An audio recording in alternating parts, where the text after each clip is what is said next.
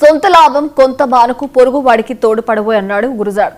కొంత కాదు, చాలా మానుకోవడానికి సిద్ధపడి మాటిమాటికి సాయం చేసి మానవీయ కోణాన్ని ప్రదర్శిస్తూనే ఉన్నారు పవన్ కళ్యాణ్. ప్రభుత్వం వైపు నుంచే కాదు, స్వంత నిధులు భారీగా ఖర్చు చేయడానికి కూడా ఆయన వెనుకాడడం లేదు.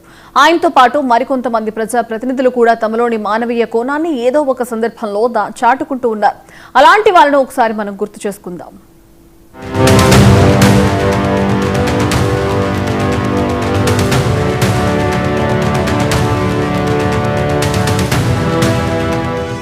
గిరిజన ప్రాంతాల్లో కాళ్లకు చెప్పులు కూడా లేని పేదరికాన్ని చూసి చలించిపోయిన పవన్ కళ్యాణ్ ఆ ఊరి వాళ్ళందరికీ చెప్పులు పంపటం చూశాం.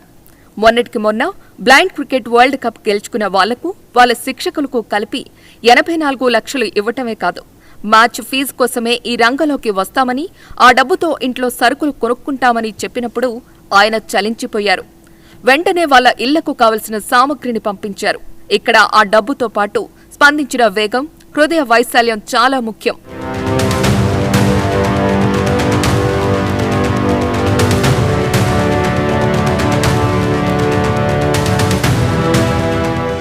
హోంమంత్రి అనిత తన శాఖలో ఓ మహిళా కానిస్టేబుల్ విషయంలో చూపిన ఔదార్యం కూడా చాలా గొప్పదే.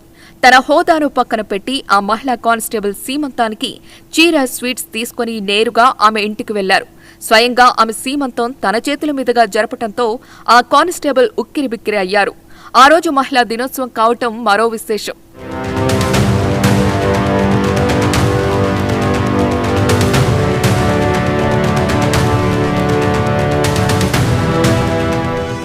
గతంలో వైసీపీ హయాంలో అనితను హౌస్ అరెస్ట్ చేసింది కూడా ఆ కానిస్టేబులే కావటం ఇక్కడ కొసమెరుపు.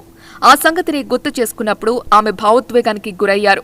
అంటే పరిస్థితులు ఎలా ఉంటాయంటే, ఆ రోజు హౌస్ అరెస్ట్ వచ్చింది, నీకు ఈ రోజు నేను చక్కగా చేయడానికి వచ్చాను. అందుకని ఏం కావాలి?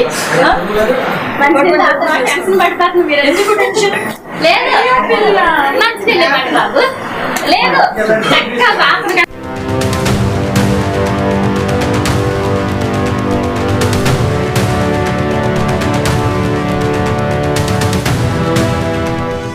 మంత్రి వాసంశెట్టి సుభాష్ తరచూ అనాథ పిల్లలతో కలిసి భోజనం చేయటం లాంటి వార్తలు చూస్తుంటాం.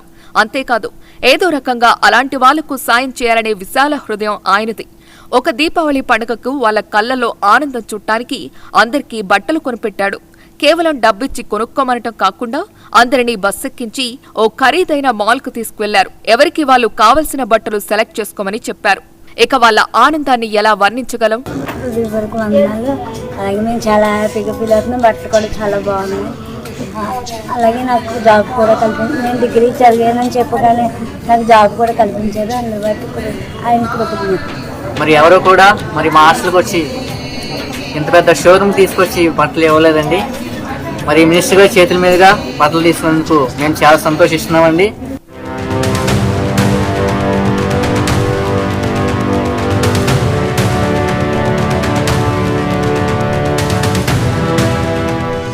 బాపట్ల మండలం వెద్దులపల్లిలో బదిరుల ఆశ్రమ పాఠశాల ఉంది. ఓసారి సాంఘిక సంక్షేమ శాఖ మంత్రితో కలిసి అక్కడికి వెళ్లిన బాపట్ల ఎమ్మెల్యే వేగేసిన నరేంద్రవర్మరాజు అక్కడి పిల్లలు నేల మీద పడుకోవటం చూసి చలించిపోయారు. 90 మంది పిల్లలకు మంచాలు, పరుపులు కొనివ్వాలని అప్పటికప్పుడు నిర్ణయించుకున్నారు. 6 లక్షలు పెట్టి వెంటనే కొని వాళ్లకు పంపించారు. ఈ మధ్య ఓసారి మళ్లీ అక్కడికి వెళ్లినప్పుడు ఆ పిల్లలు సైగలతో ఆయనకి కృతజ్ఞతలు చెప్పారు. కొంతమంది అరచేతుల్లో థ్యాంక్ యూ సార్ అని రాసి చూపించినప్పుడు ఆయన చలించిపోయారు. 90 మంచాలు ఈ పాఠశాలకి, 90 మంది పిల్లలు ఉన్నారు. 90 మంది పిల్లలకి మంచాలు ఏర్పాటు చేయటం అనేది చాలా సంతోషంగా ఉంది. ఈరోజు పిల్లలందరూ కూడా మాటలు రాని వాళ్ళు, దివ్యాంగులుగా ఉన్న ఈ పాఠశాలలో రకరకాల ప్రాబ్లమ్స్తో పేదరికంలో మగ్గుతున్న ఈ పాఠశాలలో పిల్లల కోసం ఒక మంచి పని చేశాననే ఒక సంతృప్తి అనేది ఈరోజు నేను వ్యక్తం చేస్తూ ఉన్నా. వాళ్ళ చేతుల మీద థ్యాంక్స్ అంటూ రాయటం, మీకు థ్యాంక్స్ చెబుతున్నామని సలాం చేయటం, ప్రతి వాళ్ళ కళ్ళల్లో ఆనందం ఈరోజు నేను చూశాను. నిజమైన జీవితానికి సంతృప్తినిచ్చే విషయం ఏదన్నా ఉంది అంటే ఇటువంటి పిల్లలకి ఇటువంటి మంచి పనులు చేయటం. నేను ఈ విషయంలో చాలా సంతోషంగా ఉన్నా.